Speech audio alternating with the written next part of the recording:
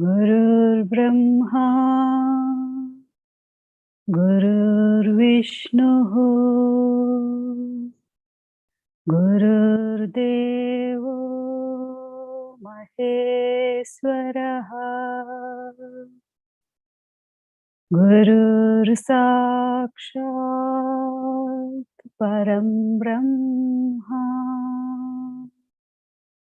तस्मै श्री गुरवे नमः।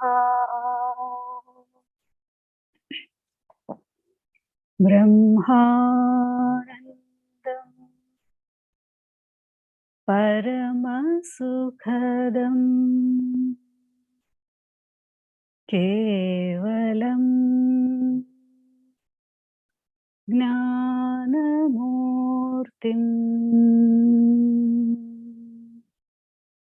द्वन्द्वातीतं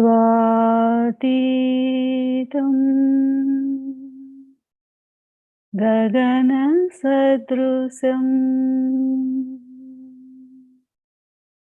तत्त्वमस्यादिलक्ष्यम् एकं नित्यं विमलमचलं सर्वधी साक्षिभूतम्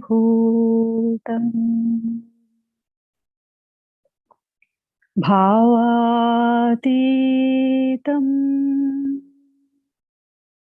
त्रिगुणरहितं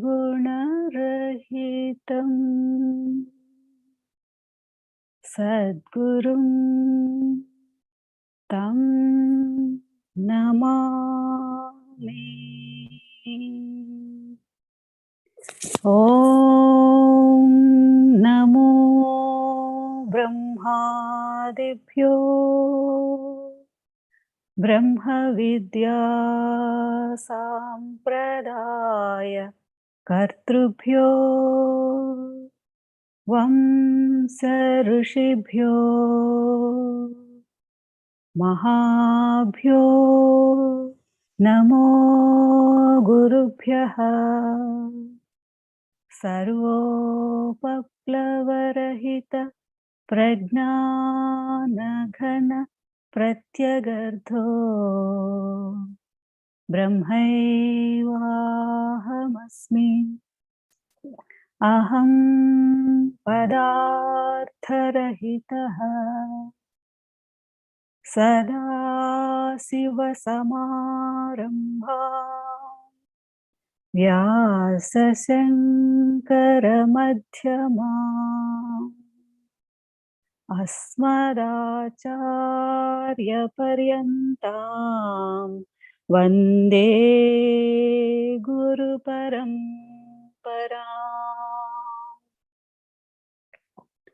ॐ सहना भवतु सहनौ भुनक्तु सह वीर्यं करवावहै तेजस्विनावधीतमस्तु मा विद्विषावहै।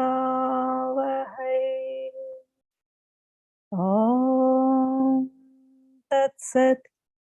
ॐ शान्ति शान्ति शान्तिः। हरिः ओम्। श्री गुरुभ्यो नमः। हरिः ओम्। हरिः ओम् श्री गुरुभ्यो नमः। हरिः ओम् చదవండి. ధ్యానం హంక్షాభ్యాం పరివృత్తపత్రకమలైః దివ్యైః జగత్కారణం విశ్వోత్తీర్ణమనేకదేహనిలయం స్వచ్ఛందమానందకం ఆద్యంతైకమఖండచిత్ఘనరసం పూర్ణం హ్యనంతం శుభం ప్రత్యక్షాక్షరవిగ్రహం గురుపదం ధ్యాయేత్ విభుం శాశ్వతం.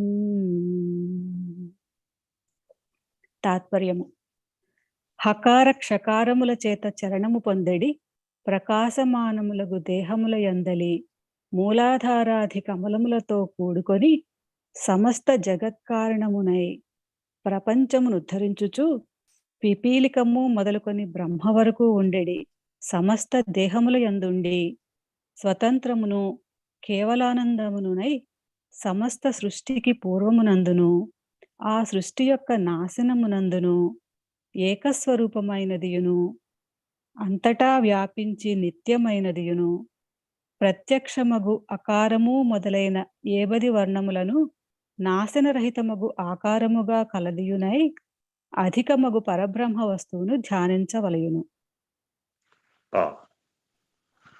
చాలా జాగ్రత్తగా ఈ ధ్యాన శ్లోకాన్ని మనం అర్థం చేసుకునే ప్రయత్నం చేయాలి. గురుగీతలో ఏది చెప్పబడినా కూడా అందులో లక్ష్యానికి సంబంధించినటువంటి సూచన ఉంటుంది. ఆ లక్ష్యానికి సంబంధించిన లక్షణ వాక్యం ఉంటుంది.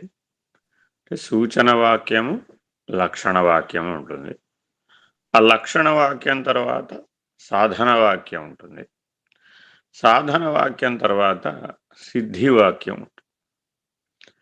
ఈ 4 ఉంటాయి. ఎప్పటికప్పుడు గుర్తుపెట్టుకోవాలి.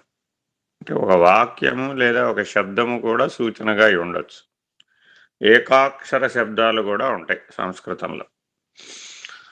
హం ఆ ఒకటే సరిపోతుంది. హమ్ అన్న ఒక్కటే పరమాత్మ సూచన.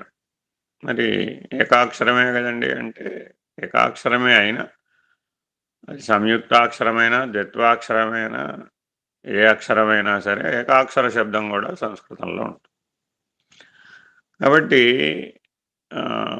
ఏది అర్థం చేసుకున్నా అందులో సూచన వాక్యం ఏమిటి, లక్షణ వాక్యం ఏమిటి, సాధన వాక్యం ఏమిటి, సిద్ధి వాక్యం ఏమిటి, ఇలా ప్రతి దాంట్లో ప్రాణప్రదమైనటువంటి అంశాలు ఈ 4 ఉంటాయి అన్నమాట. అంటే అలా గుర్తించడం రాకపోతే వచ్చే నష్టం ఏమిటంటే చదువుతూ ఉంటాం కానీ వివేకం కలగదు. శ్రవణం చేస్తూ ఉంటాం కానీ వివేకం కలగదు. వివేకం కలగకపోతే వచ్చే నష్టం ఏమిటండి అంటే నిర్ణయం చేసుకోవడం రాదు. ఎంతో కాలం నుంచి వింటూ ఉంటాం కానీ నిర్ణయం అవ్వదు. శ్రవణం మననం కూడా అవుతుంది కానీ నిధిధ్యాసనం అవ్వకపోవడం వలన అది నిర్ణయం కాదనమాట. ఎవరికైతే నిర్ణయం కాలేదు వాళ్ళు దానిని ఆచరించలేరు. ఆచరించకపోవడం వల్ల ఏమవుతుందంటే అనుభూతం కాదు. అనుభూతం కాకపోవడం వలన మరల దానిని అధిగమించి నిరసించాలంటే వీలు కాదు. ఇది వరుస క్రమం. అందుకని ఈ క్రమమంతా పూర్తి చేసుకోవడానికి అనువుగా సదాశివుడు బోధించేటప్పుడే జాగరూకులై మనం ఎట్లా అనుసరించాలో మన పాత్ర కూడా గురువే పోషిస్తూ బోధిస్తారు. అందుకని ప్రశ్న వాస్తవానికి శిష్యుడు వేస్తే గురువుగారు సమాధానం చెప్పాలి. అంటే ప్రత్యక్ష సంవాద రూపంలో అలా జరుగుతుంది. కానీ బోధారూపంగా వచ్చినప్పుడు ప్రశ్న కూడా 90% గురువుగారే వేసుకుని శిష్యుడి స్థానంలో ఉంటే ఈ శిష్యుడికి ఏం ప్రశ్నలు వస్తాయో ముందే తెలుసుకుని వాటిని చెబుతూ సంవాద రూపంలో బోధారూపంగా అందిస్తారు. కాబట్టి గురువుకి 2 రూపాలుంటాయి. ఒకటేమిటి అంటే ఉపదేశ రూపం, రెండవది బోధారూపం. ఉపదేశ రూపంలో ఉన్నప్పుడు సూచన చేస్తారు అంతే. బోధారూపంగా ఉన్నప్పుడు లక్షణాలను తెలియజేస్తారు. సరే, బోధారూపం కాకుండా గురువు గారికి ఇంకేమైనా రూపం ఉందండి అంటే సాక్షాత్ రూపం అని మూడో రూపం ఉంటుంది. అంటే ప్రత్యక్ష రూపం. సాక్షాత్ రూపం అంటే అర్థం ఏంటంటే అకారము నుంచి క్షకారం వరకు ఉన్నటువంటి బీజాక్షరాల సమాహారంగా గురువు గారు. అన్ని బీజాక్షరాలు గురువు గారి శరీరంలోనే ఉంటాయి. అన్ని బీజాక్షరాలు ఆయా అంగ ప్రత్యంగాలలో విస్ఫోటనం చెందుతూ ఉంటాయి. మన కళ్ళ ముందు ఉన్నట్టే కనబడతాడు, కానీ మన కళ్ళ ముందు ఉన్నవాడు గురువు గారు. సప్తధాతు నిర్మితమైన ఈ శరీరం గురువు గారు కాదు. అది సర్వవ్యాపకంగా పనిచేస్తూ ఉంటుంది. ఎక్కడ ఎవరు ఎప్పుడు ఎలా అడుగుతూ ఉంటే వాళ్ళకి అలా అలా స్ఫురణను అందించే పనిలో నిమగ్నమై ఉంటుంది. అది ఎవరికి వారికి అలా స్ఫూర్తి కలగజేసే పనిలో నిమగ్నమై ఉంటుంది. అలా ఎలా చేయగలుగుతారండి అంటే అకారం నుంచి క్షకారం వరకు ఉన్నటువంటి ఆ అక్షరమాల అంతా కూడా ఆ బీజాక్షరమైనటువంటి 56 అక్షరాలు కూడా ఈ శరీరంలో సప్తచక్ర శోభితమై పనిచేస్తూ ఉంటుంది. ఎప్పుడూ ఆ అంతర సుషుమ్నలో నిర్వికల్పుడై ఉంటాడు. అక్కడుండి తనను ఆశ్రయించినటువంటి వారికి సంకల్ప రూపంలో సహాయం చేస్తూ ఉంటారు. అది వాళ్లకు స్ఫూర్తి స్ఫురణ రూపంలో ప్రకాశ రూపంలో వాళ్ళకు తెలియబడుతూ ఉంటుంది. ఇది మరో రూపం. గురువు గారికి ఇప్పుడు 3 రూపాలు ఉన్నాయి. ఒకటేమిటి సాక్షాత్తుగా కిందకి దిగొచ్చి ఉపదేశం చేసే ఉపదేశ రూపం. రెండవ రూపం ఏమిటి లక్షణాలను అంటే సూచన చేసేటప్పుడు ఉపదేశ రూపం, లక్షణాలను బోధించేటప్పుడు బోధారూపం. ఇంకా హృదయస్థానంలో ఉండి ఏ శిష్యుడైతే ఆశ్రయించి ప్రశ్నలు వేస్తూ ఉంటాడో లేదా సమాధానాన్ని పొందగలిగే అధికారిత్వాన్ని కలిగి ఉంటాడు అటువంటి వాడికి స్ఫూర్తి స్ఫురణ దర్శనం రూపంలో సహాయం చేసే పనిలో నిమగ్నమై ఉంటాడు. ఇది మూడవది. ఈ మూడో రూపం అంటారు. దీన్ని ప్రత్యక్ష రూపం అంటారు. ప్రత్యక్ష రూపం అంటే అందరూ కళ్ళతో చూసేది అనుకుంటారు. అది కాదు ప్రత్యక్ష రూపం. ఏ స్ఫూర్తి ఏ స్ఫురణ ఏ దర్శనం అయితే నీ హృదయ స్థానంలో కలుగుతుందో దానికి ప్రత్యక్షమని పేరు. అంటే ఒకసారి ఈ స్థాయికి వస్తే ఇక మరల మనస్సు అనేటటువంటి స్థాయికి పడిపోవడం అనమాట. అందుకని ప్రత్యక్ష దర్శనం చేసుకోవాలండి అంటుంటాం. ఈశ్వరునైనా గురువునైనా తప్పక ప్రత్యక్ష దర్శనం చేసుకోవాలి అంటాం. ఇది మూడో స్థాయి అనమాట. ఇక నాలుగవ స్థాయి సిద్ధి రూపంలో ఉంటాడు. సిద్ధ వాస్తవానికి సిద్ధిదా సిద్ధిదాయిని అని అమ్మవారికి పేరు. ఆ అమ్మవారు ఎవరో కాదు, గురు రూపంలోనే ప్రత్యక్షం అవుతుంది. ఎందుకని అంటే నీకు ఏ రకమైన సిద్ధి కలిగినా ఆ సిద్ధి జరిగేటప్పుడు గురువు యొక్క అపరోక్ష రూపం నీకు ప్రత్యక్షం అవుతుంది. గురువుకి నాలుగవ రూపం ఉంటుంది, అది అపరోక్ష రూపం. ఆ అపరోక్షం ఏమిటంటే సర్వవ్యాపక ప్రకాశం. ఆ సర్వవ్యాపక ప్రకాశంలో గురు రూపం ప్రత్యక్షమవుతుంది. కాబట్టి ఇలా 4 రూపాలను ఏకకాలంలో ధరించగలిగేటటువంటి సామర్థ్యం గురువులో ఉంటుంది. ఉపదేశ రూపాన్ని కలిగి ఉంటాడు, అలాగే బోధారూపాన్ని కలిగి ఉంటాడు, అలాగే స్ఫూర్తి స్ఫురణ దర్శనాన్ని ఇవ్వగలిగేటటువంటి ప్రత్యక్ష రూపాన్ని కలిగి ఉంటాడు, అలాగే అపరోక్ష జ్ఞానమైనటువంటి సర్వవ్యాపక ప్రకాశంగా కూడా ఉంటాడు.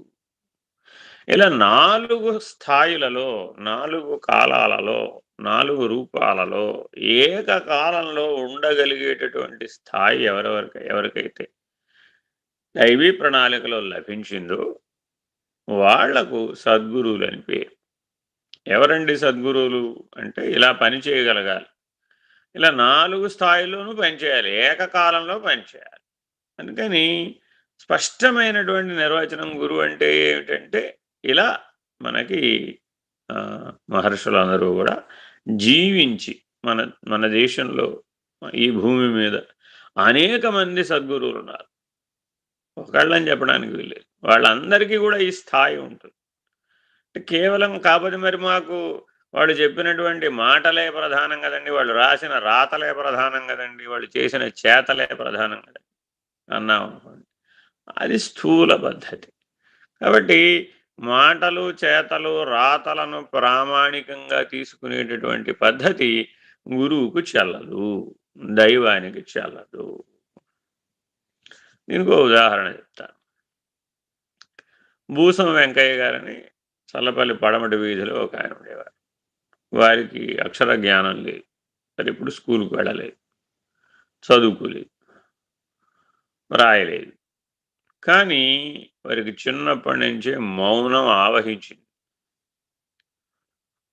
మన మౌనం వహించడానికి నానా తిప్పలు పడుతుంటాం. నాయన ఒక గంట మాట్లాడమాకురా అంటే దానికి ఒక పెద్ద శిక్ష వెయ్యాలి.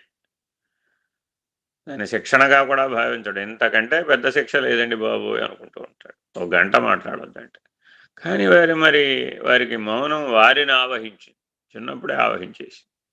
అంతే, ఆ మౌనంతో వెళ్ళి బ్రహ్మశ్రీ బళ్ళ సుబ్బనాగన్ గారి ఆశ్రమానికి చేరారు. వారి వద్దే ఉండేవారు. అంతే, ఏం లేదు, వాళ్ళిద్దరు ఏం మాట్లాడుకునేవాళ్ళు కాదు. ఆయన ఏం చెప్పేవారు కాదు, ఈయనేం అడిగేవారు కాదు. అంతే, ఇద్దరూ మౌనంగానే ఉండేవారు. అంతే, తరించేశాడు. అంతే, మౌనంతోనే తరించేశాడు. అంతే. ఎందుకని?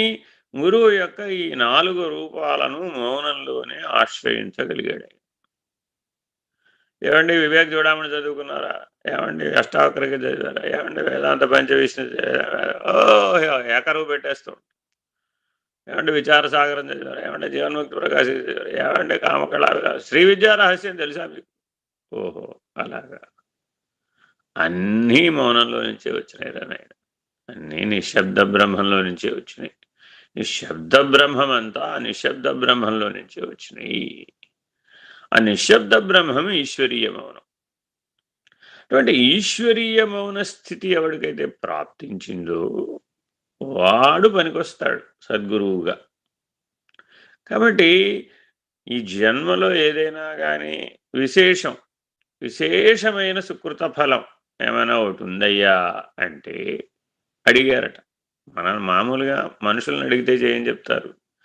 పెద్దలను అడిగారట. ఏమండి పుణ్యఫలం పుణ్యఫలం పుణ్యఫలం అంటారు కదా, పుణ్యఫలం అంటే ఏమిటండి అన్నారండి. విశేషంగా ఒక శతజన్మార్జితమైన సుకృతమంతా ఒక్కసారే నీకు గనక ఫలిస్తే అప్పుడు సద్గురు దర్శనం కలుగుతుంది నీ జీవితంలో. అప్పటి వరకు సద్గురువులు దొరకరు. అనేక మంది బోధాధికారులు దొరకవచ్చు, అనేక మంది 4 స్థాయిలలో ఉపదేశం చేసేవాళ్ళు దొరకవచ్చు, బోధ చెప్పేవాళ్ళు దొరకవచ్చు. ప్రత్యక్ష శివరూపిణం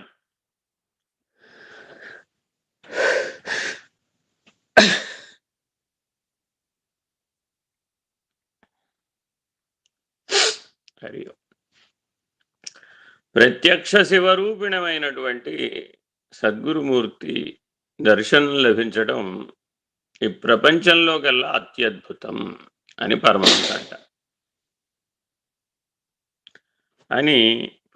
అంటారు. జాగరూకుడవై ఎప్పటికైనా మానవుడు ఎటువంటి జీవితాన్ని జీవించాలి అంటే ఈ ధ్యాన శ్లోకం చెబుతుంది. ఈ ధ్యాన శ్లోకంలో చెప్పబడినట్లుగా జీవించాలి. మీ జీవితం అక్షర సత్య ప్రమాణమై ఎలా ఉండాలి? ఏమంటే నేను ఎలా జీవించమంటాను? ఏం వెతుక్కోకర్లేదు. ఈ ఒక్క శ్లోకాన్ని నిజ జీవితంలో బాగా ఆచరిస్తే నీకు సద్గురుమూర్తి యొక్క ఆశ్రయం లభిస్తుంది. గొప్ప ఆశీర్వచన వాక్యం. సిద్ధివాక్యం తర్వాత ఆప్తవాక్యము లేక ఆశీర్వచన వాక్యం ఉంటుంది. ఇది 5వ స్థాయి.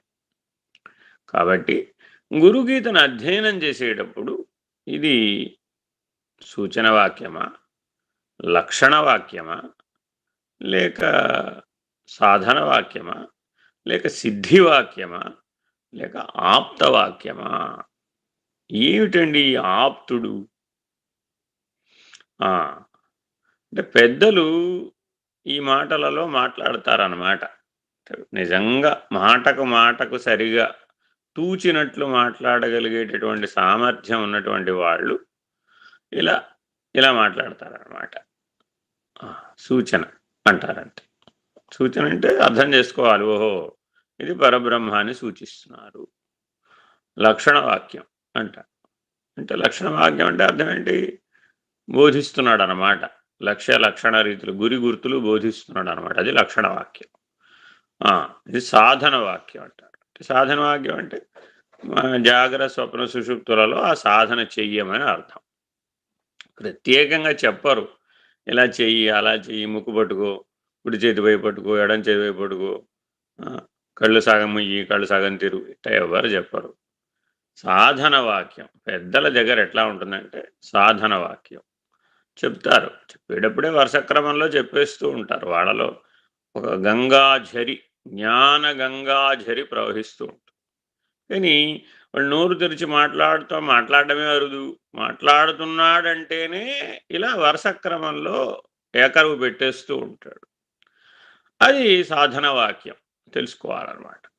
తర్వాత సిద్ధివాక్యం. ఆ సాధన అంతా చేసి పూర్ణత్వాన్ని పొందితే ఏ సిద్ధి లభిస్తుంది, ఏ జ్ఞాన సిద్ధి కలుగుతుంది, ఏ కైవల్యప్రదాయకమైనటువంటిది, ఏ మోక్షప్రదాయకమైనటువంటిది అనేటటువంటి కేవల మోక్ష సిద్ధిని దృష్టిలో పెట్టుకుని మాత్రమే మాట్లాడతారు. అన్యమైనటువంటి అంశాల మీద మాట్లాడరు. ఇది 4వ స్థాయి. అంతా అయిపోయింది కదండి. అంటే పరమాత్మ చెప్పాడు, యోగక్షేమం వహామ్యహం. ఏమయ్యా నిన్ను పట్టుకుంటే నాకేమిటయ్యా ప్రయోజనం? మానవులందరికీ ఒక ఆప్తవాక్యాన్ని ఇచ్చాడు. నాయనా నీ యోగము క్షేమము నాది, డోంట్ వరీ. ఇంతకంటే ఆప్తవాక్యం ఏం చెప్తాం? చెప్పటానికి లేదు. అంటే ఏమిటండి అంటే నువ్వు ఏం పొందాలో అది యోగం, పొందింది నిలబడడం క్షేమం, అంతే. ఇంతకు మించి మానవ జీవితంలో ఏమి లేవు. కాబట్టి పరమాత్మ పెద్ద ఆశీర్వచనం ఇచ్చారనమాట. ఏమిచ్చాడు? యోగక్షేమం వహామ్యహం. నన్నేం చేయమంటారండి? అనన్యాశ్చింతయంతో మాం. మాం చాలా ముఖ్యమైనది. మాం అంటే ద్వైత పద్ధతిగా చూస్తే నల్లని వాడు, పద్మనయనంబుల వాడు, కృపారసంబుపై జల్లెడు వాడు, మౌళి పరిసర్పిత పింఛము వాడు, పిల్లన గ్రోవివాడు, కాలి అందెలున్నవాడు, మొలకి నూలు కట్టుకున్నవాడు, ఏదో రకరకాలైనటువంటి ఆకార విశేష వర్ణనలతోటి చెప్పు. ఇది అది మాం అంటే అర్థం. అందుకని ఆ పద్ధతిగా కలిసంతారణ మంత్రాన్ని నిరంతరాయంగా జపం చేసేవాళ్ళు కొంతమంది. హరే రామ హరే కృష్ణ హరే రామ హరే కృష్ణ కృష్ణ కృష్ణ హరే హరే హరే కృష్ణ కృష్ణ కృష్ణ ఇలాగ జపం చేస్తూ ఉంటాడు. ఇంకా జీవితకాలం అంతే. కృష్ణుడు అంటే కృష్ణుడే అంతే. ఇంకా ఆయన కోసం మనం ఎన్ని లోకాలైనా సృష్టించవచ్చు. సరే, ఆయనేమన్నాడు? అనన్యాశ్చింతయంతో మా. ఆయన నువ్వు ఏ లోకంలో అయినా ఉండు, ఏ ప్రపంచంలో అయినా ఉండు, ఏ వ్యవహారంలో అయినా ఉండు, సర్వకాల సర్వావస్థలలో నన్నే చింతించు. చింతించు అన్నాడా? భజించు అన్నాడా? చింతించు. చింతనం అంటే పూజనం జప చింతనం క్రమాత్. చింతనం మొదట రాదు. మొదట ఏం చేయమన్నారు? అందుకని పూజ, తర్వాత జపం, ఆ తర్వాత చింతనం. ఎదుగుతావు అన్నమాట, ఎదగాలి. అంతేగాని సాధనలు మార్చానండి అంటే లాభంలా. ఈ మార్చడం కుదరదు. సంవత్సరం పూజ చేశానండి, తర్వాత ఓ సంవత్సరం జపం చేశానండి, ఆ తర్వాత ఓ సంవత్సరం ధ్యానం చేశానండి, నేను ఎదిగినట్టేనండి. అబ్బే, అట్లా లాభం. ఒక ప్రమాణంతో చెప్పకూడదు. ఎలా చెప్పాలి అంటే పిల్లవాడు ఎట్లా ఎదిగాడు, జ్ఞానం ఎలా వచ్చింది, మెచ్యూరిటీ లెవెల్ ఇది. పూజ నుంచి జపానికి, జపం నుంచి ధ్యానానికి, ధ్యానం నుంచి చింతనానికి ఇట్లా ఎదుగుతాడు. ఆ ఎదిగిన వాడికి ఏమవుతుందయ్యా అంటే పై స్థాయి సాధన సహజమైపోతూ ఉంటుంది. మరలా కింది స్థాయి సాధనలో సహజం అవడిగా. ఎందుకని అక్షరాభ్యాసం అయిపోయిందిగా, అక్షరాలు వచ్చేసినాయిగా, గుణింతాలు వచ్చేసినాయిగా. ఎదుగుతూ ఉంటాడు, పై స్థాయి సాధన చేస్తూ ఉంటాడు. పై స్థాయి చింతనం చేసేటటువంటి వాడిని, ఆత్మవిచారణ చేసేవాడిని, బ్రహ్మానుసంధానం చేసేవాడిని నువ్వు పూజ చేయలేదా అంటే ఆయన 5 నిమిషాలు పూజ చేస్తే చాలు, 50 నిమిషాలు చేయక్కర్లేదు. మీరు రుద్రపాఠం అంతా చదవలేదు కదండి అనక్కర్లేదు ఆయనతో. ఏమంటే మీరు షోడశోపచార పూజ అంతా చేయలేదు కదండి, లోపం వస్తుంది కదండి అనక్కర్లా ఆయనతో. కానీ పూజనం జపాశ్చింతనం కరమాత్, అలా హృదయ స్థాయిలో మేలుకునేటటువంటి స్థాయికి నువ్వు ఎదగాలి. అప్పుడు మాత్రమే నువ్వు ప్రత్యక్ష పరమేశ్వరుణ్ణి, ప్రత్యక్షంగా గురువుని దర్శించగలుగుతావు. ఇది హృదయంలో జరగవలసిందే గాని మాంసమయ నేత్రాలతో జరగదు. మాంసమయ నేత్రాలతో చూస్తే జగత్తే కనబడుతుంది, విషయాలే కనబడతాయి, ఆకర్షణలే కనబడతాయి, ఆసక్తులే కనబడతాయి, విక్షేపమే కనబడుతుంది.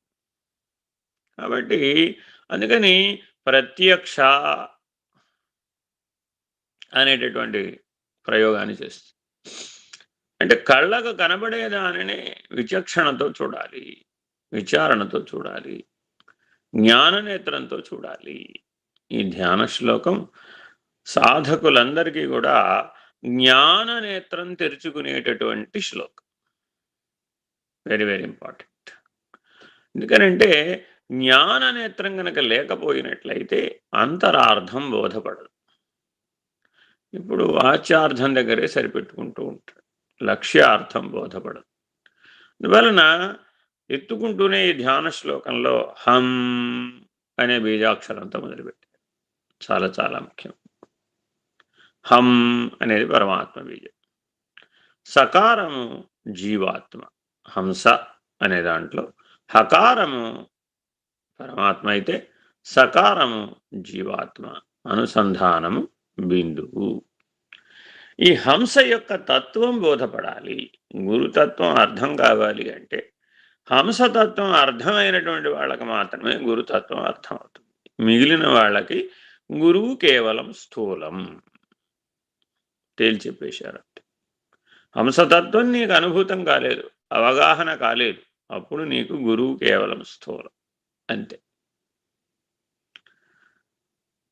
అందువలన ఏదో రకరకాల కార్యసిద్ధి కొరకు మాత్రమే గురువును ఆశ్రయిస్తాడు స్థూలంగా. అందువలన పెద్ద ప్రయోజనం లేదు.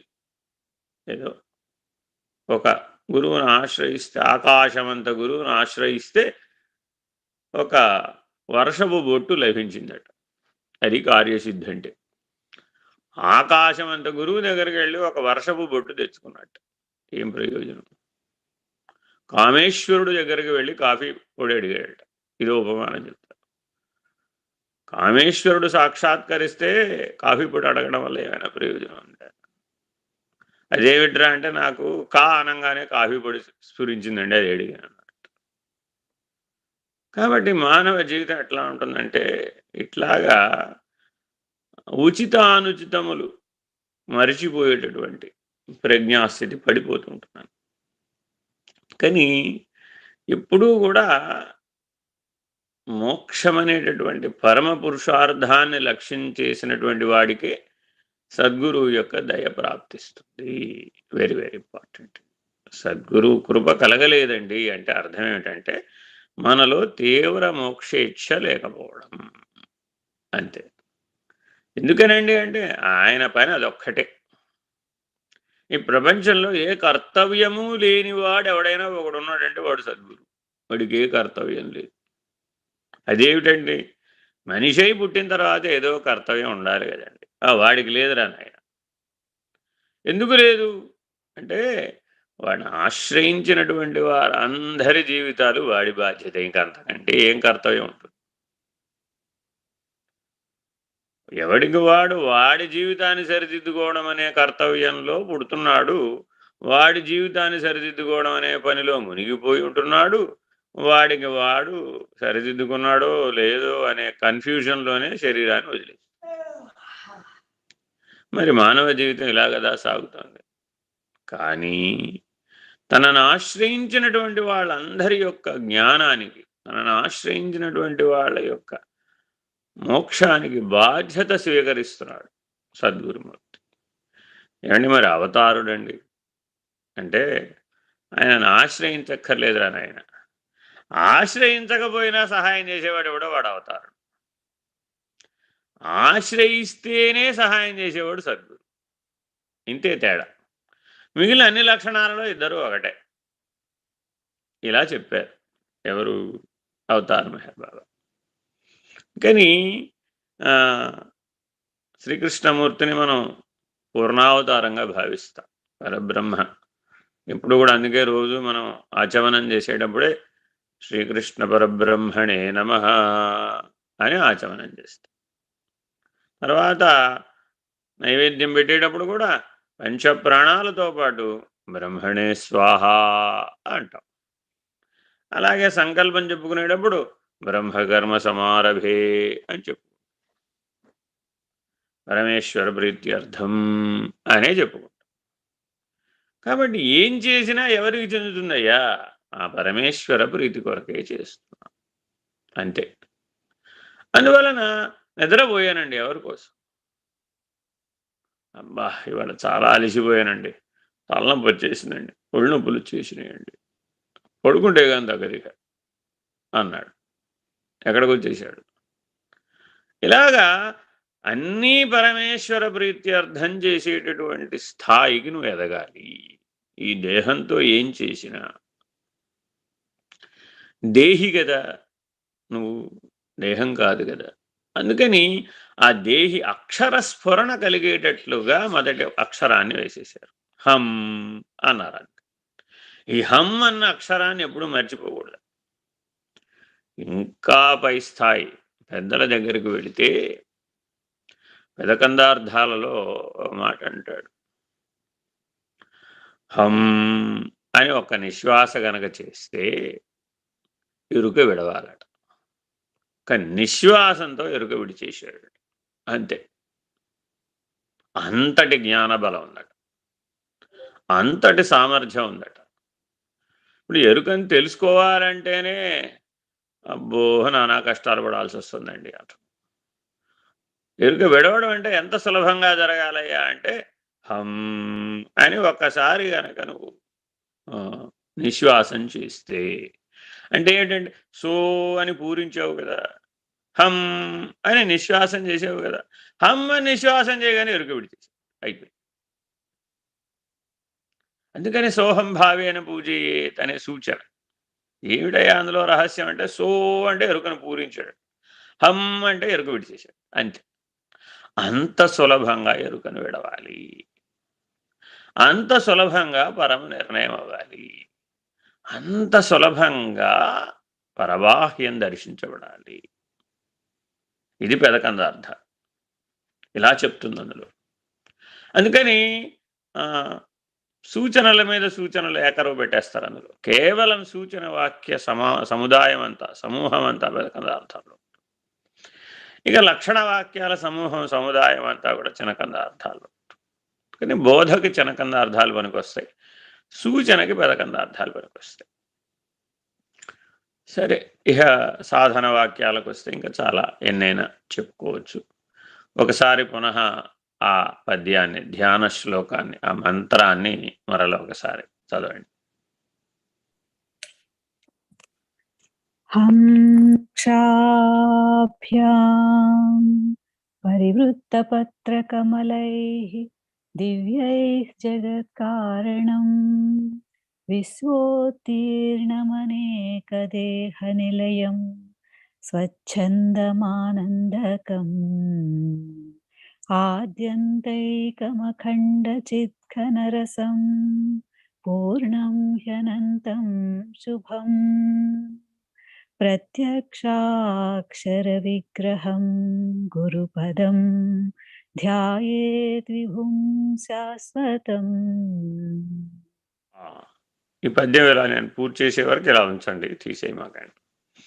హం క్షాభ్యాం, హకారము క్షకారము ద్విదళములైనటువంటి ఆజ్ఞాచక్రంలో పనిచేస్తున్నాయి.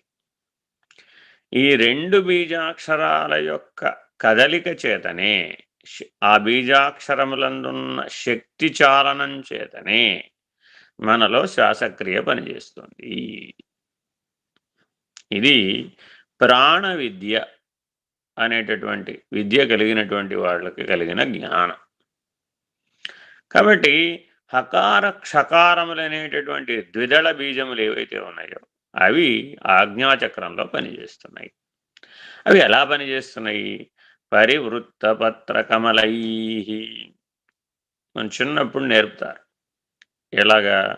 ఒక త్రిభుజం లోపల గీసామనుకోండి, దాన్ని ఇన్సర్కిల్ అంటారు.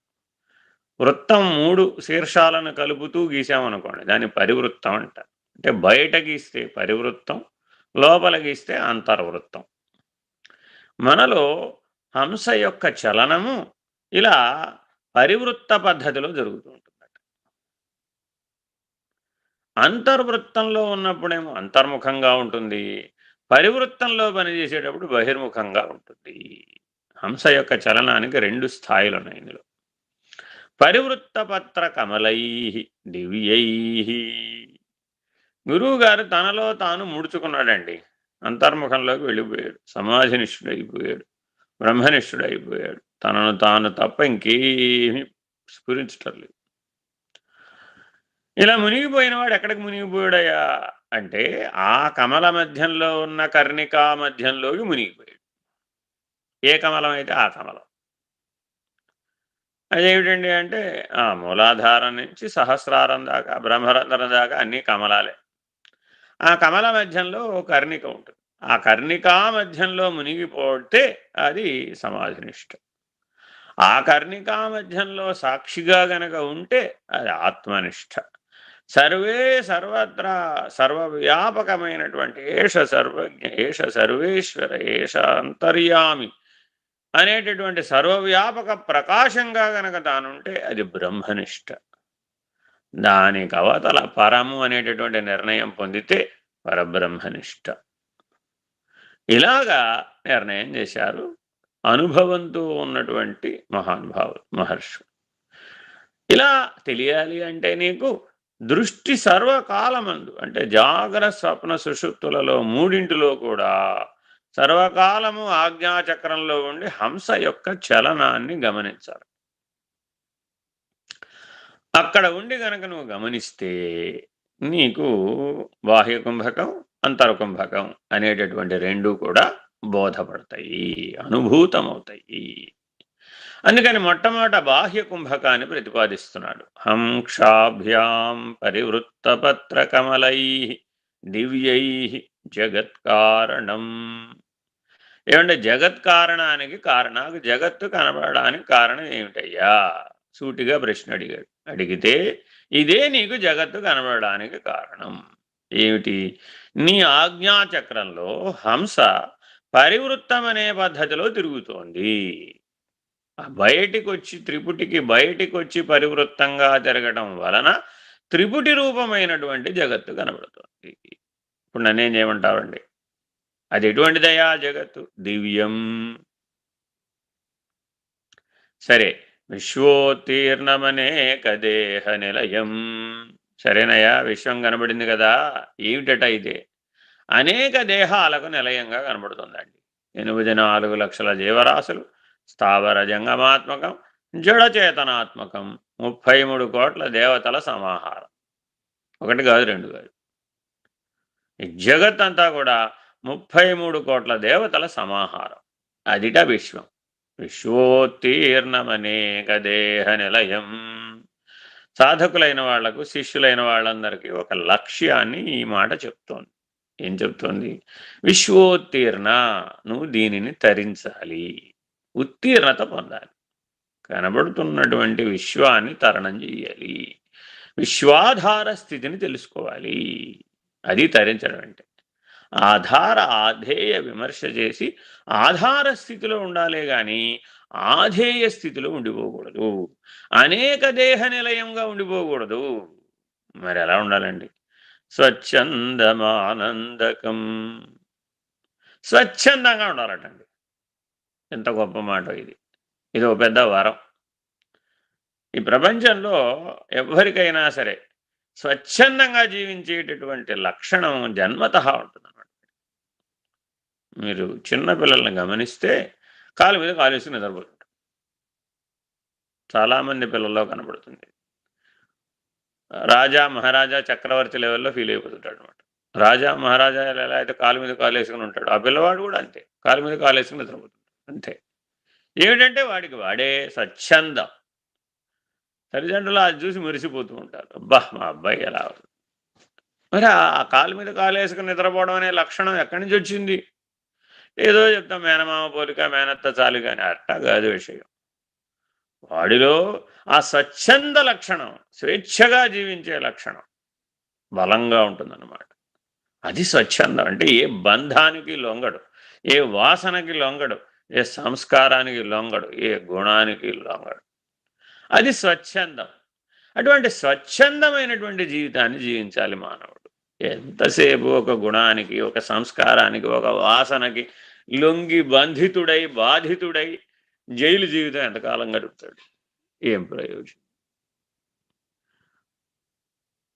ఓంకార పంజరశుకీం ఉపనిషదుద్యానకేళికలకంఠీం ఆగమ విపిన మయూరీం ఆర్యామంతర్విభావయేద్భవానీం అని అమ్మవారిని స్తుతిస్తాం. ఓంకార పంజరం అనేటటువంటి పంజరంలో ఈ విశ్వం బంధితమై ఉన్నది. అటువంటి పంజరాన్ని తిప్పుతున్నది ఎవరో ఆవిడట అమ్మవారు. దీనికి గుర్తుగానే మన ఇంట్లో కొందరిళ్లలో ఒక పంజరాన్ని వేలాడదీసి దాంట్లో ఓ చిలకను పెట్టారు. ఏం చెప్పారు? ప్రతీక ఏం పెట్టుకున్నారు? ఓంకార పంజరశుకీం ఉపనిషదుద్యానకేళికలకంఠీం అనే లక్ష్యాన్ని గురువుగారు సూచిస్తూ ఉంటే వాళ్ళ ఇంట్లో ఉన్నటువంటి పంజరంలో ఉన్న చిలక నాకు బాగుందండి అన్నట్టు. అది ప్రతీకాత్మకం. ఒరే ఆ పంజరంలాగా ఈ శరీరం ఉంది, అందులో ఆ చిలక వలె ఈ హంస పనిచేస్తుంది, ఈ నేననేది పనిచేస్తుంది. ఇలా గురువుగారు ఏది చెప్పినా అది ప్రతీకాత్మకంగా చెప్పినా ప్రబోధాత్మకమే. స్పష్టంగా తెలుసుకోవాలన్నమాట. ఆ ప్రతీక వెనకున్న ప్రబోధను గుర్తించగలిగేటటువంటి స్థాయి రావాలన్నమాట. రావాలంటే స్వచ్ఛందమానందకం, అలాంటి ఆకాశంలో ఎగిరేటటువంటి హంస వలె ఉండాలట. అంతేగాని భూచరము వలె, పిపీలికము వలె ఉండకూడదు. విహంగ న్యాయానికి సరిపడేటటువంటి జీవితం ఉండాలి. సరే ఉంటే ఏమిటండి? ఆద్యంతైకమఖండ చిద్ఘనరసం పూర్ణం, ఇదిట నీ లక్ష్యం. ఆది అంతములు, ఏకము, అఖండము, చిద్ఘనము, రసస్వరూపము, పూర్ణస్వరూపం. లక్ష్యం గురించి చూడండి ఎన్ని మాటలు వేసేశారు. ఆద్యంతములు ఏకము మొదటి లక్షణం, 2 అఖండం, 3 చిద్ఘనం, 4 రసస్వరూపం, 5 పూర్ణం. ఈ 5 లక్షణాలే నీ లక్ష్యం. Very very important. మానవుడు తెలుసుకోదగినది ఏమిటి? ప్రతి మానవుడు, వీడు వాడని లేదు, భూమండలం మీద జన్మించిన ప్రతి మానవుడు ఏం తెలుసుకోవాలండి నేను అని పుట్టిన దగ్గర నుంచి తెలుసుకునే పనిలోనే ఉంటాడు. జిజ్ఞాసువై జీవిస్తాడు. ప్రతిరోజు మనలో ఉన్నటువంటి ఈ విద్యా దాహం పనిచేస్తూ ఉంటుంది. ఇవాళ నేనేం తెలుసుకున్నాను, ఇవాళ నేనేం కొత్తది తెలుసుకున్నాను, ఇవాళ నేనేం కొత్తది తెలుసుకున్నాను, ఇవాళ నేనేం కొత్తది తెలుసుకున్నాను అనే విద్యా దాహం పనిచేస్తూ ఉంటుంది. ఈ విద్యా దాహం వలనే మానవ జీవితం అంతా కూడా జిజ్ఞాసువై తెలుసుకుంటూ తెలుసుకుంటూ తెలుసుకుంటూ తెలుసుకుంటూనే పోతున్నాడు. జిజ్ఞాసువుగానే చనిపోతున్నాడు. మరి ఏమవ్వలేదండి? జ్ఞాని అవ్వలేదు, జ్ఞానిగా సిద్ధత్వం పొందలేదు. కాబట్టి నువ్వు జ్ఞానిగా సిద్ధత్వం పొందాలి అంటే నీలో ఉన్న జిజ్ఞాసు అనే లక్షణాన్ని బాగా ఉపయోగించుకోవాలి. ఎటువైపు ఉపయోగించుకోవాలి? ఆద్యంతైకమఖండ చిద్ఘనరసం పూర్ణం. Very very important. సరిపోతుందండి అన్నాం. చాలదయ్యా అనంతం. ఆరవ లక్షణం వేసేసాడు. ఆద్యంతైకం, అఖండం, చిద్ఘనం, రసం, పూర్ణం, అనంతం. చాలామంది శుభాశుభముల మధ్యలో చిక్కుకుంటారట జీవితం అంతా కూడా. పెద్ద ద్వంద్వానుభవం ఇది. ఏది శుభము, ఏది అశుభము అనేది తెలుసుకోవడమే పెద్ద చిక్కు. ఒకటి మాట్లాడుతున్నాం, ఒకటి ఆలోచిస్తున్నాం, ఒకటి చేస్తున్నాం. చేతలో శుభం ఉండాలి, వాక్కులో శుభం ఉండాలి, ఆలోచనలో శుభం ఉండాలి. సర్వదా శుభంకరమే అయి ఉండాలి. కొంతమంది అభ్యాసవశాత్తు కొన్ని ఊత పదాలకు, అశుభవాచ్యమైనటువంటి శబ్దాలకు అలవాటు పడతారు. ఒక్కొక్క కాలంలో వాగ్దేవతలు అనుగ్రహిస్తే అది వాళ్ళకి జీవితంలో వాళ్ళకే సత్యమైపోతుంది. కాబట్టి ఆ వాగ్దేవతల రూపంలో తథాస్తు దేవతలు ఉంటారు. అశుభాన్ని పలకకూడదు, అవాచ్యాలు పలకకూడదు. ఎప్పుడు ఇది గుర్తుపెట్టుకోవాలి. అందుకని త్రికరణ శుద్ధి కలిగి ఉండాలి. ఏది ఆలోచిస్తావో అది శుభంకరమే అయి ఉండాలి, ఏది మాట్లాడతావో అది శుభంకరమే అయి ఉండాలి, ఏది చేస్తావో అది కూడా శుభంకరమే అయి ఉండాలి. ఏమంటే శుభం శుభం శుభం అంటారు, ఏమంటారు? శుభే శోభన ముహూర్తే శోభన లగ్నే. ఏమిటయ్యా అంటే అశుభం. ఏది శుభం అయ్యా అంటే ఏదైనా ఒకటి ముహూర్తం అంటూ పెట్టి ఒక పని చేశామంటే ఆ శుభముహూర్తం అని రాస్తాం. లగ్నపత్రికలో కూడా అక్కడ ఒట్టి ముహూర్తం అని రాయరు, శుభముహూర్తం అని రాస్తారు.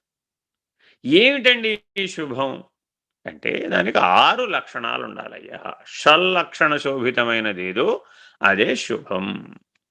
ఏమిటి 6 లక్షణాలు అంటే ఇందులో స్పష్టంగా చెప్పారు.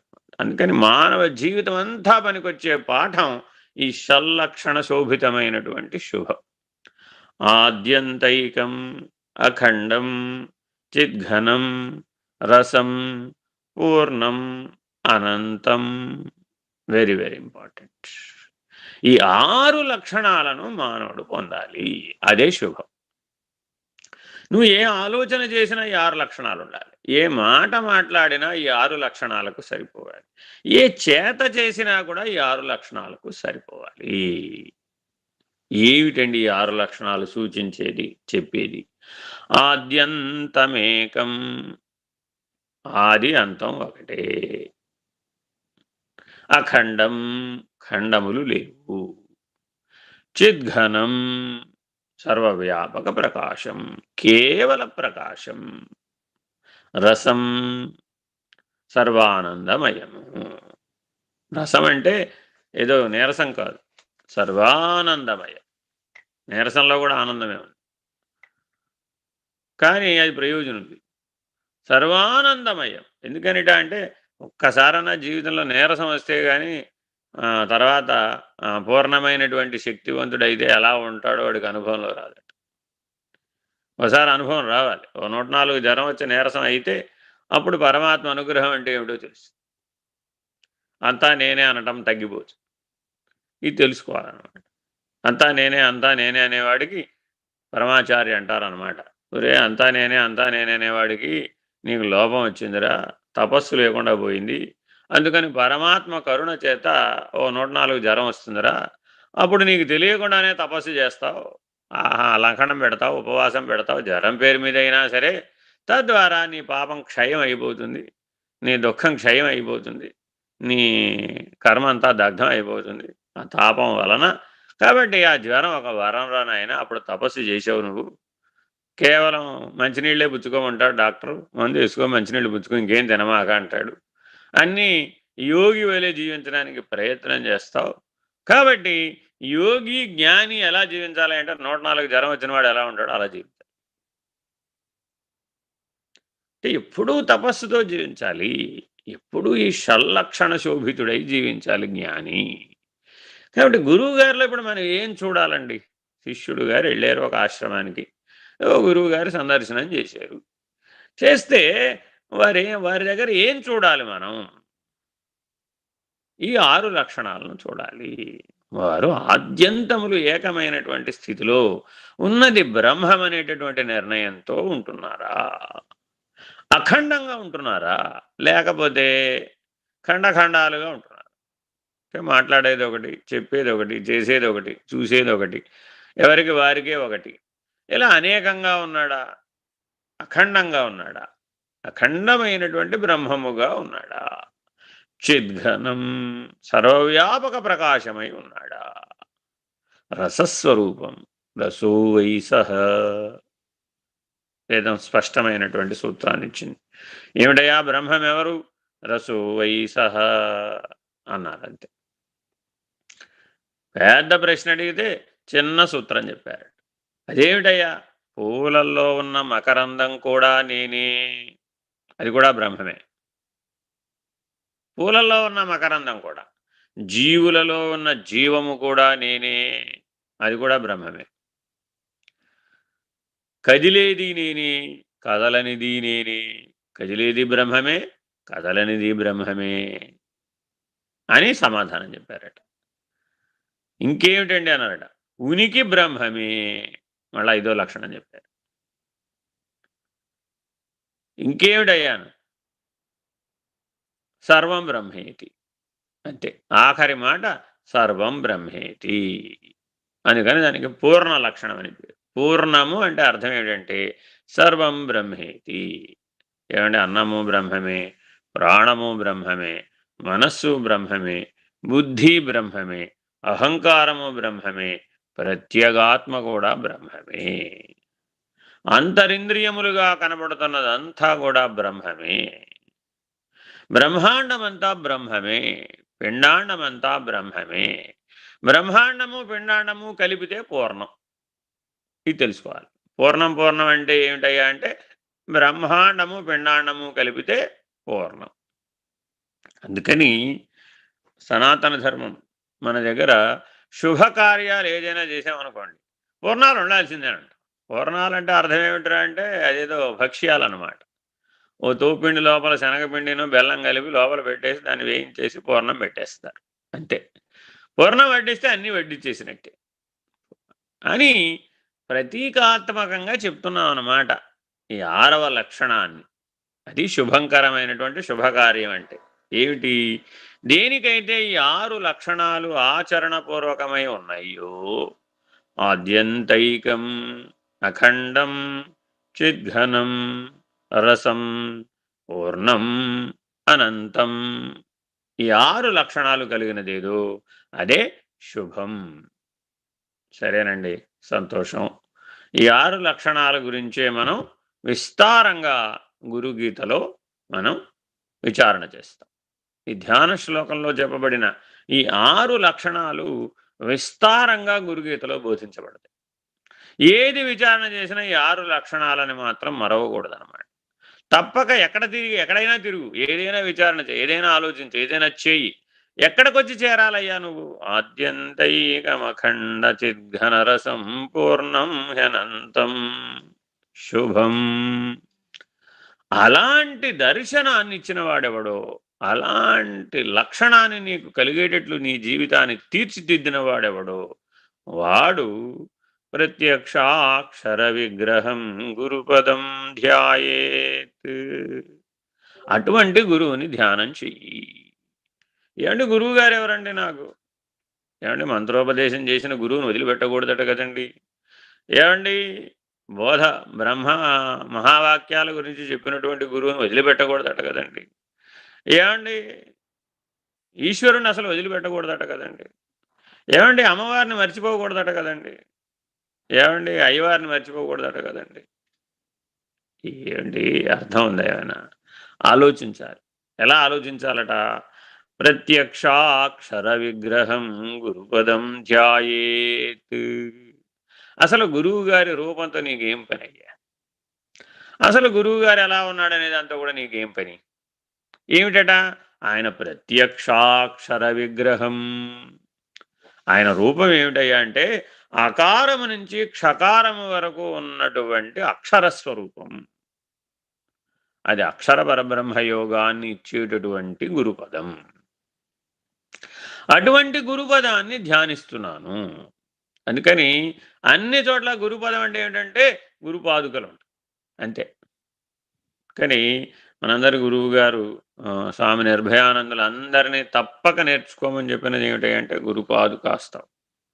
శ్రీ సమన్వితమవ్యయం పరమ ప్రకాశమగోచరం భేదవర్జితమప్రమేయమనంతమాద్యమకల్మషం నిర్మలం నిగమాంతమద్వయమప్రతర్క్యమబోధకం ప్రాతరేవ హి మానసాంతరభావయేద్గురుపాదుకాం.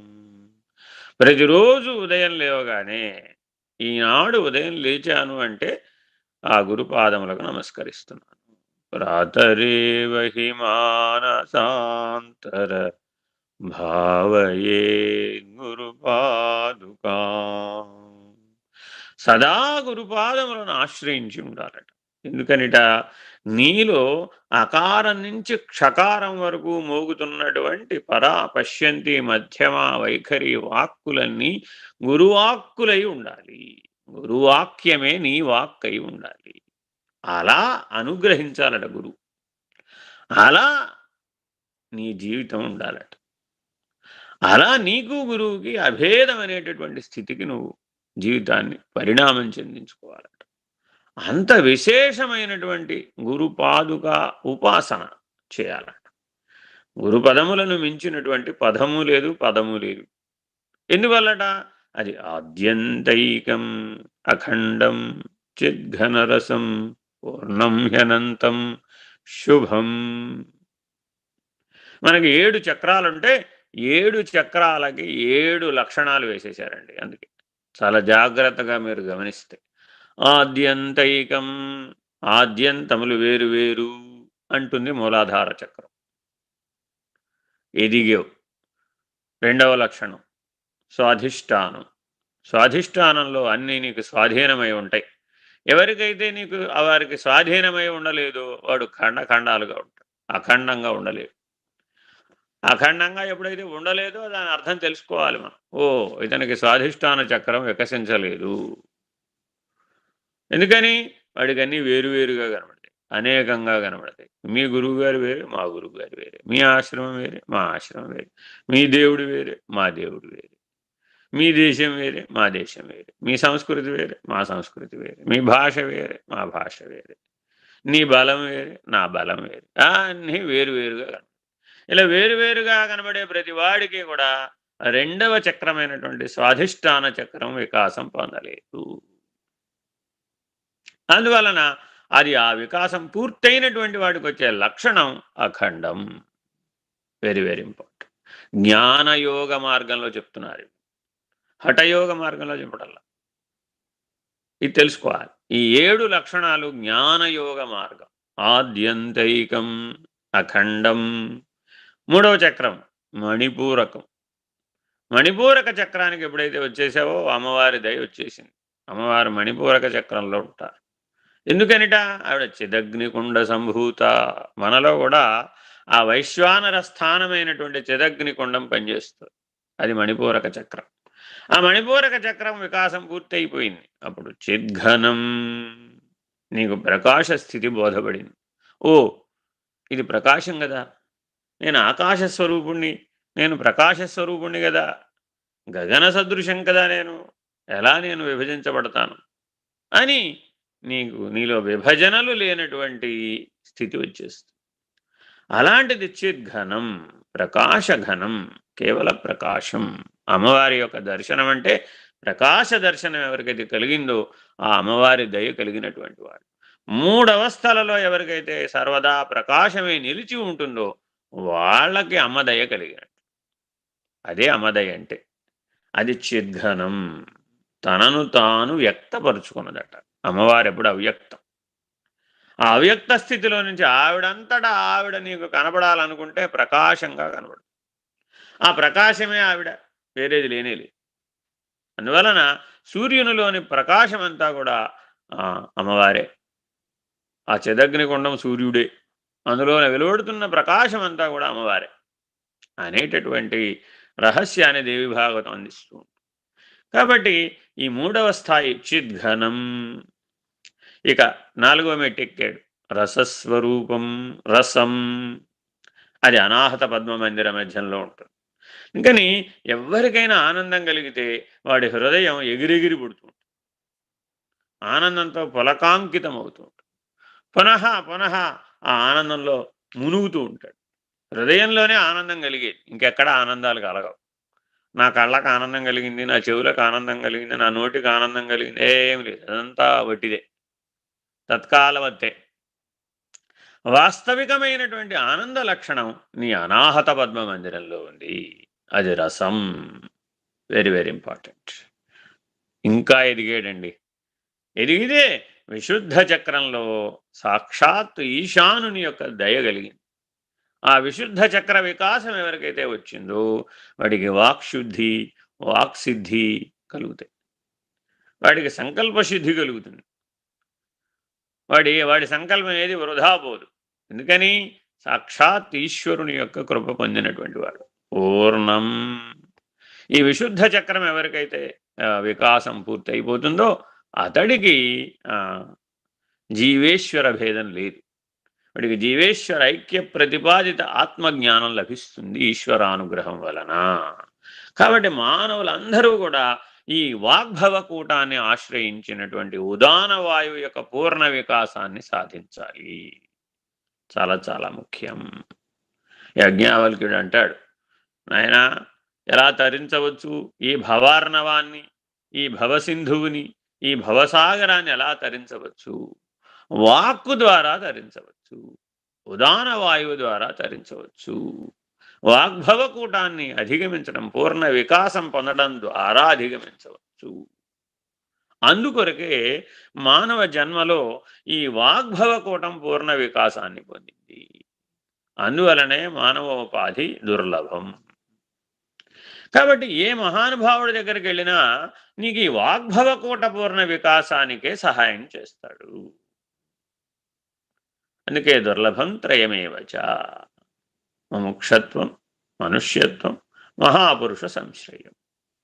కాబట్టి ఈ మూడు దేన్ని ఉద్దేశించినాయి అంటే ఈ పూర్ణం అనేటటువంటి వికాసానికి సంబంధించినటువంటి. ఇంకో మెట్టెక్కాడు అనంతం. ఆజ్ఞాచక్రానికి వచ్చేశాడు.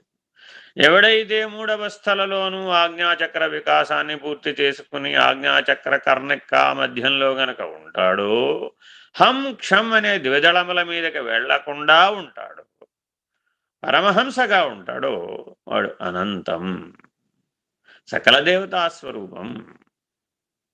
వీడికి ఏ రకమైనటువంటి దేవతలలో భేదం లేదు.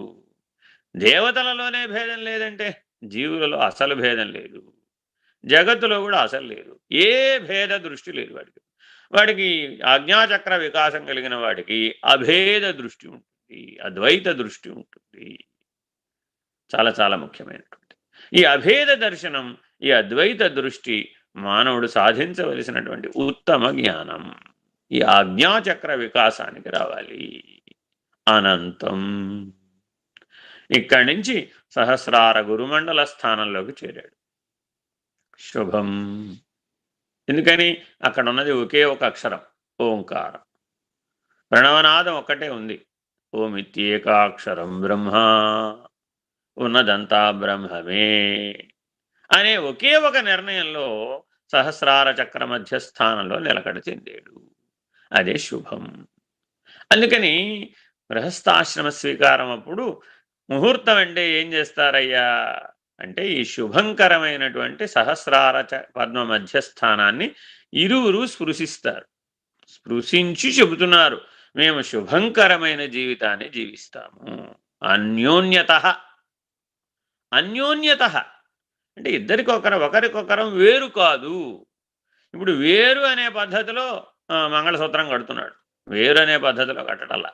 అనన్యాశ్చింతయంతో మాం అనే శుభంకరమైనటువంటి పరమాత్మ స్థితిని, పరబ్రహ్మస్థితిని లక్ష్యంగా మేము జీవిస్తాము అని చెప్పడం ముహూర్తం. అందుకే శుభలగ్నే సావధాన అని సావధాన అష్టకాలు చదువుతారు, లగ్నాష్టకాలు అంటారు వీటి. ఈ లగ్నాష్టకాలు చదువుతున్నంతసేపు ఎవరు పిన్ డ్రాప్ సైలెన్స్లో ఉండాలను వివాహ కాలంలో. ఎప్పుడు ఇది గుర్తుపెట్టుకోవాలి. లక్ష్మీనారాయణ సావధాన, శుభలగ్నే సావధాన అని చెప్తూ ఉంటాడు అన్నమాట. అంటే ఆ లక్ష్మి ఎలా అయితే హృదయంలో ఉందో, నారాయణు యొక్క హృదయంలో ఉందో, ఎలా అనన్యంగా ఉన్నారో పార్వతీ పరమేశ్వర్లు, వాణీ హిరణ్య గర్భులు, అలాగే లక్ష్మీనారాయణుడు. ఎందుకు ఈ త్రిమూర్తులు పెట్టారంటే వాళ్ళ ముగ్గురు కూడా అనన్యతకి గుర్తు, ప్రతీకలవి. అంతేగాని వాళ్ళు అలా ఉన్నారని కాదు. నీలో వాక్కు, ప్రకాశం ఈ రెండు కూడా కలిసి ఉన్నాయి. ఆ ప్రకాశమే వాక్కుగా వ్యక్తం అవుతూ ఉంటుంది. కాబట్టి ప్రకాశం పరమాత్మ, వాక్కు పరాశక్తి. ఎప్పుడు గుర్తుపెట్టుకోవాలి. ఎప్పుడు ఆ ప్రకాశాన్ని, వాక్కుని వృధా చేయకూడదు. అందువలన ఆద్యంతైకమఖండం చిద్ఘనరసం పూర్ణం అనంతం శుభం. ఇలాంటి వాడు దీనిని ప్రత్యక్ష నిరూపణంగా ఉన్నవాడెవడో. ఈ 6, 7 లక్షణాలు కూడా, అందుకని ఆశీర్వదించేటప్పుడు కూడా గురువు గారు శిష్యుని యొక్క సహస్రారం మీద చేయి ఉంచి హస్తమస్తక సంయోగాన్ని చేస్తారు. ఏమిటయ్యా అంటే శుభంకరమైనటువంటి ఆశీర్వచనం చేస్తున్నాడు. నీలో సహస్రార వికాసానికి శక్తిపాతం చేస్తున్నాడు. నీలో ఆ రకమైనటువంటి ప్రాణాన్ని, అధోముఖంగా తిరిగి ఉన్నటువంటి ప్రాణాన్ని ఊర్ధ్వముఖ చలనంగా తిప్పేస్తున్నాడు ఆ శక్తిపాతం వల్ల. అధోముఖ వికాసమైనటువంటి మూలాధార స్థానంలో ముఖ్య ప్రాణం తిరుగుతూ ఉంటే దానిని పైకి ఉత్తరణం చేసేటటువంటి ప్రయోగం చేస్తున్నాడు. ఎలా సాధ్యమండి? ఆయన అక్షరస్వరూపుడై ఉండాలి, సాక్షాత్ బ్రహ్మమై ఉండాలి, సర్వదా సర్వకాలమందు సహస్రార పద్మ మధ్యస్థానంలో నిలకడ చెందినవాడై ఉండాలి. ఆయన సకల శరీరంలో ఉన్న 96 కోట్ల కణాలు కూడా ఆ సహస్రార మధ్యస్థానం నుంచే అవుతూ ఉండాలి. అంతటి మహానుభావుడు ఎవడైతే ఉంటాడో వాడు మాత్రమే ఈ శక్తిపాతానికి అధికారి. ఏమంటే శక్తిపాతం చేస్తే ఏమవుతుందండి? ఏమీ అవదు. మహా అయితే నువ్వు కూడా మహాత్ముడు అవుతావు, మహా అయితే నువ్వు కూడా సాధువు అవుతావు, మహా అయితే నీకు కూడా బ్రహ్మ సాక్షాత్కారం లభిస్తుంది. అంతే. అంతే తప్ప ఇతరత్రా ఏదైనా సరే శక్తిపాతానికి లక్షణాలుగా కానీ లక్ష్యాలుగా కానీ ఏమైనా చెప్పుకుంటే అదంతా కింది స్థాయి చక్రాలలో జరిగేటటువంటి శక్తి విలాసమే కానీ శక్తిపాతం కాదు. ఎందుకనిట ఈ పాతము అన్న శబ్దం రుద్ర ప్రశ్నలో ఉన్నటువంటి రుద్రాధ్యాయంలో ఉన్న ధ్యాన శ్లోకంలో ఆపాతాళ నభస్థలాంత భువనద్ బ్రహ్మాండమా విస్ఫురత్, ఎక్కడో మూలాధారం అనే పాతాళంలో ఉందట. దాన్ని వియన్మండలానికి లేవనెత్తుతున్నాడు. ఆపాతాళ నభస్థలాంత, ఆ నభము ఆ వియన్మండలం నీ సహస్రారంలో అక్కడికి లేవనెత్తుతున్నాడు. అక్కడ కనబడేట్టు చేస్తున్నాడు. ఎక్కడ ప్రాణం, ఎక్కడ ప్రకాశం, ఎక్కడ వాక్కు, ఎక్కడ ప్రకాశం, ఎక్కడ మనస్సు, ఎక్కడ ప్రకాశం, అన్ని ప్రకాశంలో లీనమైపోవాలట, లయమైపోవాలట, పునః ఆవృత్తి చెందకుండా లయమైపోవాలట. ఇది పునరావృత్తి రహితం అవడం అంటే. నీ వాక్కు, నీ ప్రాణము, నీ మనస్సు పునరావృత్తి రహితమైన సర్వవ్యాపక ప్రకాశంలో లయమైపోవాలి. అందుకని సహస్రార మధ్యస్థానంలో గురుపదాలను చిత్రిస్తాం. గురుపాదుకా చక్రాన్ని కనుక మనం చూసినట్లయితే గురుపాదుకా చక్ర మధ్యస్థానంలో గురుపదములు ఉంటాయి. ఆ గురుపదములు ఏమిటంటే ఓంకారపీఠం. అదేమిటంటే నీ సహస్రార చక్రం. ప్రత్యక్షాక్షర విగ్రహం గురుపదం ధ్యాయే విభుం శాశ్వతం. ఈ ప్రపంచంలో విభువు, ప్రభువు ఎవడైనా ఒకడున్నాడంటే వాడు ఒకే ఒక్కడు, వాడు పరబ్రహ్మం. ఆ పరబ్రహ్మమే సర్వ జీవరాశికి, సకల చరాచర జగత్తుకి, బ్రహ్మాండ పిండాండాలకు, సకల సృష్టికి కూడా విభువు, ప్రభువు. అది సర్వవ్యాపకం, అది ఏకకాలంలో సర్వసాక్షి, పరం, పరాత్పరం. ఇంతకంటే రహస్యమైన విద్య లేదు. అని పరమాత్మ రాజవిద్యా రాజగుహ్య యోగంలో మనందరికీ కూడా భగవద్గీతాంతర్గతంగా బోధించాడు. ఇంతకంటే విశేషమైంది లేదయ్యా బాబు, అటువంటి విశేషమైన రాజ విద్యను నీకు బోధిస్తాను అంటున్నాడు అందులో. అలాగే అటువంటి గురుపదమును, అటువంటి రహస్యాతి రహస్యమైనటువంటి శాశ్వత నివాసమైనటువంటి శాశ్వతత్వ ప్రదాయకమైనటువంటి విభుత్వాన్ని ప్రభుత్వాన్ని ప్రసాదించేటటువంటి గురుపదమును ఆశ్రయిస్తున్నాను. హరి ఓం. శ్రీ గురుభ్యో నమః. హరి ఓం.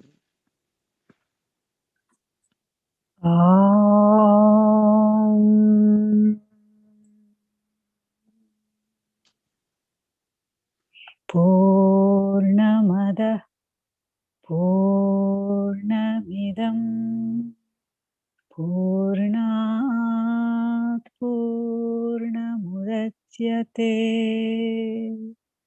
పూర్ణస్య పూర్ణమాదాయ పూర్ణమేవావశిష్యతే. ఓం తత్సత్. ఓం శాంతి శాంతి శాంతి. హరి ఓం. శ్రీ గురుభ్యో నమః. హరి ఓం. నారాయణ నారాయణ. నారాయణ.